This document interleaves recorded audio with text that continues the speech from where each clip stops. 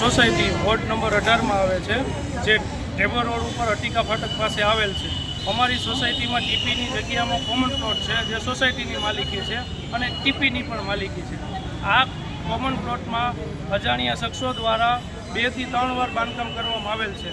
RMC દ્વારા આની પહેલાં 2018માં એકવાર બાંધકામ તોડી પડાયું હતું, 2022માં તે બાંધકામ બીજી વાર કર્યું, પાછું તોડી પડાયું અને હવે 2025માં ભૂમાફિયાઓ દ્વારા ફરીથી આવીને સોસાયટીના કોમન પ્લોટમાં બાંધકામ કરેલ છે.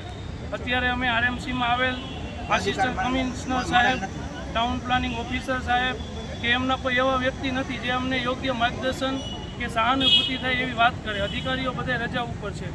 એક ક્લાર્ક દરજ્જાના વ્યક્તિએ અમારી અરજી લીધી છે અને એમ કીધું છે કે 5 થી 7 દિવસમાં આ તમારી સોસાયટીનો નિકાલ થશે અથવા તમને યોગ્ય રજૂઆત માટે બીજી વાર બોલાવવામાં આવશે. આ બાબતે અગાઉ રજૂઆત કરી તમે કરી? અમે આની પહેલાં 2018માં રજૂઆત કરેલ હતી. સોસાયટીમાં આરએમસી આવીને બાંધકામ તોડી પડી. કાયદાનો ભય નથી. આ ભૂમાફિયાઓને કોઈ જાતનું એ ભૂમાફિયાનું નામ છે નારાયણભાઈ ભરવાડ તથા સંદીપભાઈ ભરવાડ. સંદીપભાઈ ભરવાડનો પોતાનો હોલ છે, મોમાઈ હોલ, મોરારીનગર, હરિદવા રોડ.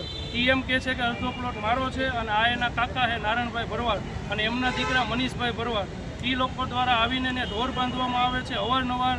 સોસાયટીમાં એનો પ્લોટ જ નથી, જે માલિકી આરએમસીની છે, સરકારની છે, છતાં ભૂમાફિયાઓ દ્વારા માથાભારે શખ્સો દ્વારા આવી અને અહીંયા આ કામ કરવામાં આવે છે. બાંધકામ પાડી નાખે, પાછા આવીને કરી નાખે. તમારી માંગ શું? અમારી માંગ એ છે કે અમારે સોસાયટીનો પ્લોટ છે, તમારે ત્યાં માતાજીનું મંદિર કરવું, સોસાયટીના લાભાર્થે કોઈ પણ એવી અમે ત્યાં આરોગ્ય કેન્દ્ર બનાવો, બાલ મંદિર બનાવો, જે ખરેખર આરએમસીની હદમાં આવે છે.